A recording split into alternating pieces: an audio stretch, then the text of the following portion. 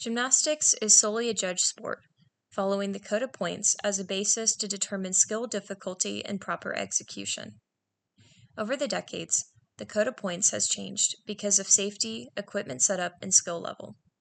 The United States has played a big role in the code of points because many of their gymnasts have helped mold these newer skills.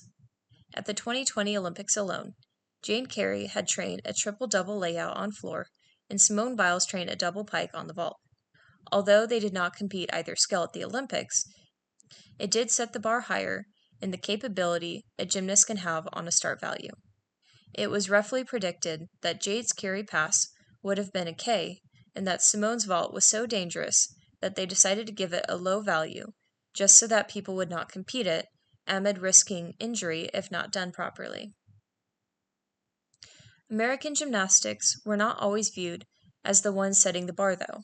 Back then, they weren't even looked upon as competition, let alone worthy of public status.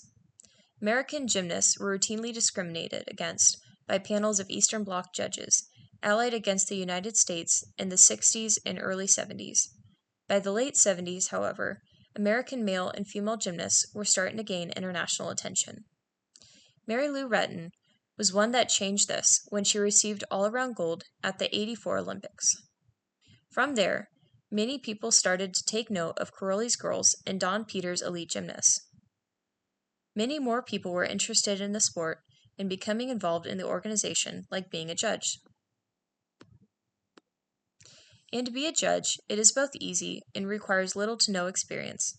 To be a judge, one must pass a written and practical exam administered by USA Judging Accreditation Program. It's recommended, but not required, to attend local judging clinics. Judges must have knowledge on the Code of Points, the compulsory book, and women's rules and policies. Those are the only requirements to be a judge. When someone wants to become a higher status to judge the more elite competitions, it's common for those judges to play the political game. They may volunteer to provide feedback at mock meets at clubs, especially the local top clubs like Brandy Johnson's Gymnastics or Bart Connor's. Joanne stated, USGF officials and coaches watch practices to determine what the best order will be. Typically, judges score low in the first routines, then higher at the end to leave room for better performances. Because of this, they select those who are at the best to go at the end, and those with a lower start value to go at the beginning. Judging has always been very political, similar to the Olympic selection process. Over the past 3 decades, there have been many conspiracies when female gymnasts have been selected onto the team, and others that have been replaced or neglected. Because of all these conspiracies, USAG came out with more strict procedures of who is in the room when selection is being placed to avoid biases. The selection committee was revised with procedures in 2019 and is still publicly posted on the website. As Marta Karolyi stated at the 2016 Olympics, to win a team gold medal, the committee must select the 5 gymnasts who can contribute for the highest scores, and not simply the 5 with the highest all-around scores. Back in the 1990s, teams were selected based on all-around performance, and not really on individual apparatus consistency. Today, people like Madison Koshin were selected primarily based on start value on the bars. At the time, Madison was not viewed as a strong all-arounder like Aly Raisman or Simone Biles. I used my time to look through the 2020 athlete selection procedures as reference of these conspiracies. Though some of these rules have been changed since the year of each Olympics, I'm providing examples of why they may have been changed. The recent committee is composed of Committee Chair Kelly Hill, Coach Representative Mary Lee Tracy, Slava, Jesse Graba, Athlete Representative Taryn Humphrey, National Team High Performance Coordinator Tom Forster, and Vice President of Women's Program Annie Heffron. According to the 2020 athlete selection procedures, one must be older than 16 the year of the games, have a valid FIG license, and updated on safe sport procedures. They must be in good standing with USAG in the time of the nomination, qualify for the trials, and are healthy enough to attend training sessions prior to being accepted onto the team. But there are many loopholes to these rules that have been challenged over the years.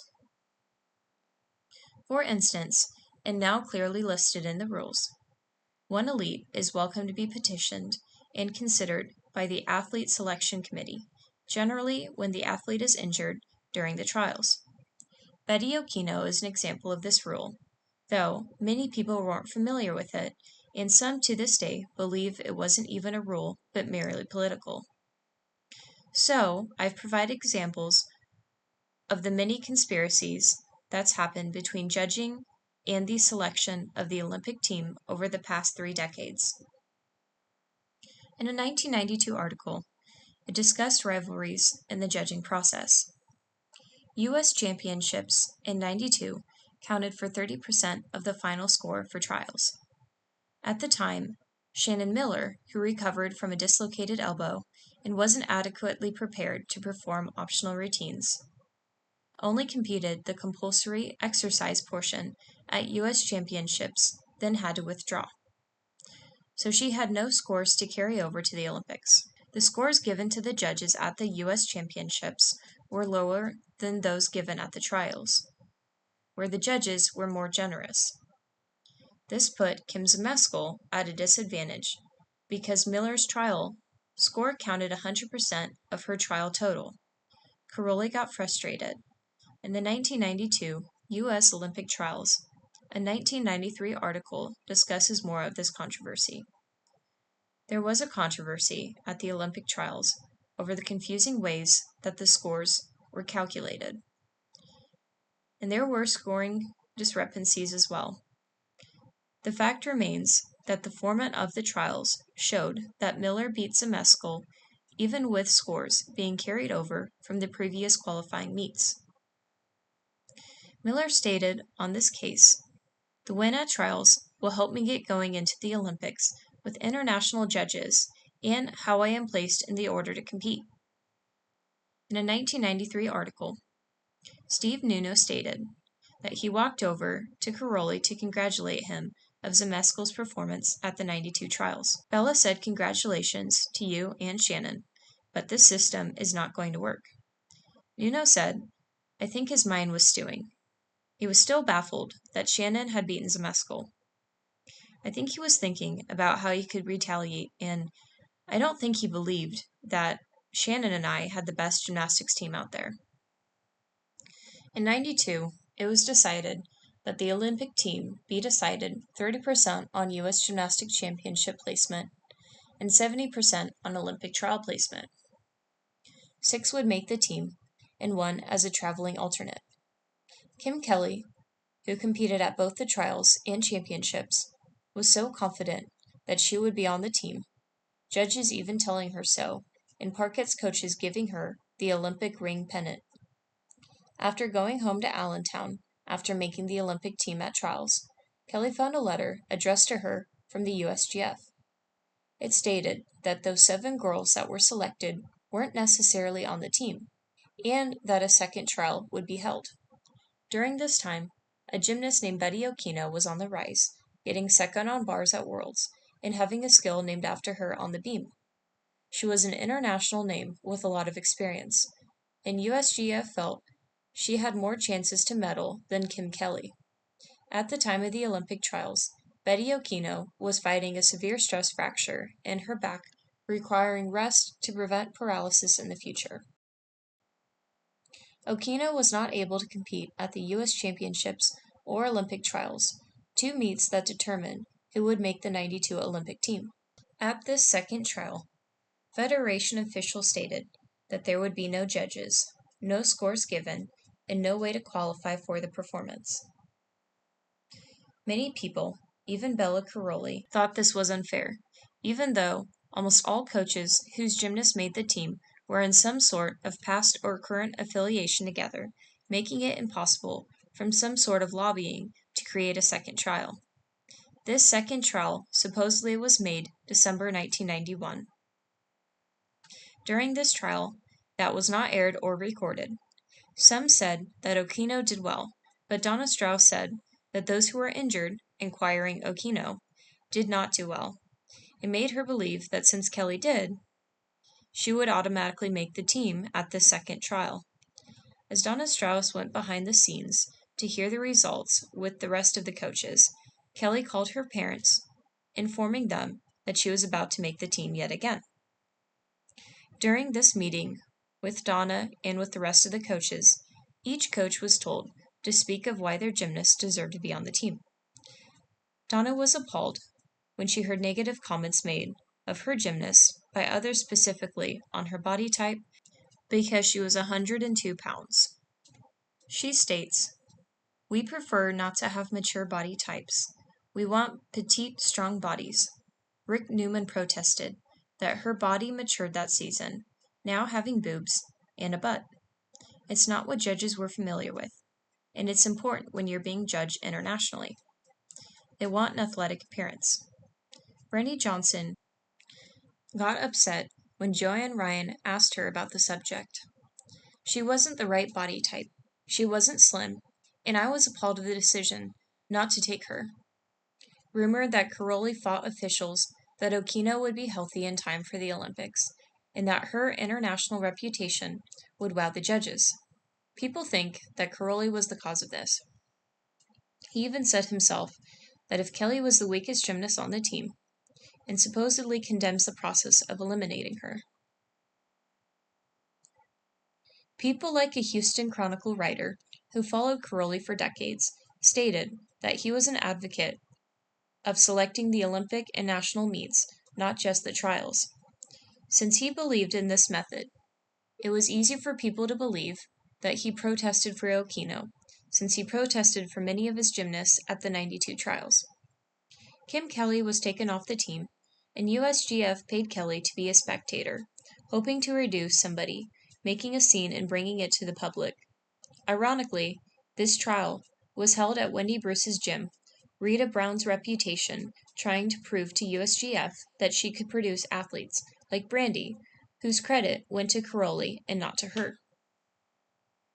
Kim Kelly had also beaten Wendy Bruce at the trials and U.S. championships, and was shocked that Bruce would make the team over her. According to the 2020 athlete selection procedures, an athlete who is nominated by USAG can be removed if the athlete voluntarily withdraws due to injury or sickness, and an athlete can be replaced if they are in poor standings with USAG. The selection procedures don't really discuss any other reasons as to why they would replace an athlete.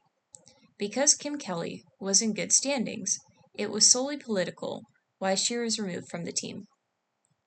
Tracy Talavera stated that judging is solely those who are the most consistent and the coaches who could produce the most consistent athletes. It sounded like in the early times of gymnastics, coaches' status for the sport was more important than the gymnast status. Since parkettes weren't producing as many Olympians as the Karolyis were at the time, this could be another reason why Kim was removed.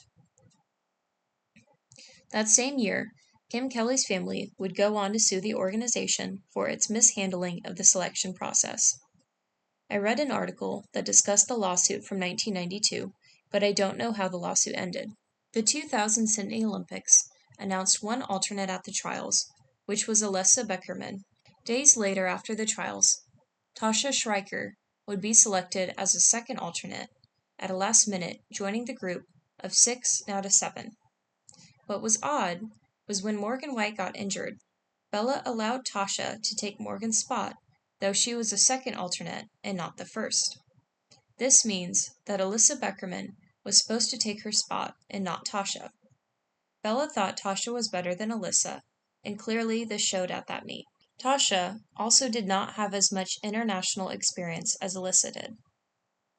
Following the next Olympics, the International Gymnastics Federation switched to a new system following a judging controversy at the 2004 Olympics in Athens.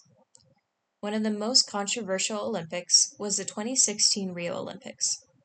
A year before the Olympics, Maggie Nichols' coach Johnsy contacted USA Gymnastics in June 17th of 2015 to report a medical doctor's sexual abuse and sexual inappropriate treatment of Maggie according to a letter submitted to the U.S. Senate subcommittee. In April of 2016, Maggie performed a vault resulting in a torn meniscus. This serious injury required surgery. Because of this injury, some people question if she would be healthy enough for the trials. According to the Indy Star, Maggie's mother, Gina, said she became increasingly frustrated with USA Gymnastics during that time. She said she felt as if the CEO was trying to control Maggie's gymnastic career, from the commercials she participated in to the medical treatment she received on her knee injury. On June 13, 2016, almost exactly a year after USA Gymnastics had learned of the allegations against this medical doctor, Gina Nichols received an email from FBI Specialist Agent Michael Hess. In 2016, the trial set from July 8th to the 10th would select the final 5 and 3 alternates, none of which would include Maggie Nichols. I was so proud of myself for how far I had come after my injury, but I was nervous and I really didn't know what to expect, Maggie said. I thought for sure I had a good chance of being an alternate at least, Maggie stated years later. Some people, like her parents, feel that the reason she wasn't selected was because she came forward about the sexual abuse she faced while under USAG's care. It left mixed emotions in the organization. The CEO was frustrated with her coming forward once he found out that she had spoken to Rhonda Fane. Some people think that because the CEO was frustrated and had this much power at the time, that he used her injury as an excuse to select someone else. It can be questioned, though, since Maggie wasn't at her prime nor able to do her hardest skills. Although some like Okino was welcomed on the team facing the same problems, in fact, most gymnasts who are accepted onto the team aren't healthy and struggle to complete basic skills, let alone successfully completing their harder ones. Simone Biles recalled seeing Marta Karolyi crying when the CEO announced the team. She thinks that Marta may have been upset since the CEO refused to choose Maggie, even though Marta may have wanted her. It's a hard decision, especially when she plays 6 all around. In this sport, one must focus on individual scores too, and not just all around scores. Nevertheless, it's a big controversy that still is going on today. Over the years, USAG has established an athlete ombuds that is supposed to provide independent and confidential advice regarding athlete rights, grievance procedures, and any other related guidance pertaining to selection procedures, and can assist in mediating disputes between athletes and their NG. I don't know how effective it is, though. There is also a conflict of interest policy for athlete, coach, and judge selection. USA Gymnastics is committed to providing fair and equitable athlete, coach, and judge selection processes that minimize conflicts of interest. This policy is designed to prevent actual or potential conflict of interest, impropriety, and favoritism. No person with a conflict of interest may serve on a section committee. I question if they have made committees like this more publicly available after these big controversies over the years. There is definitely still loopholes to the committees.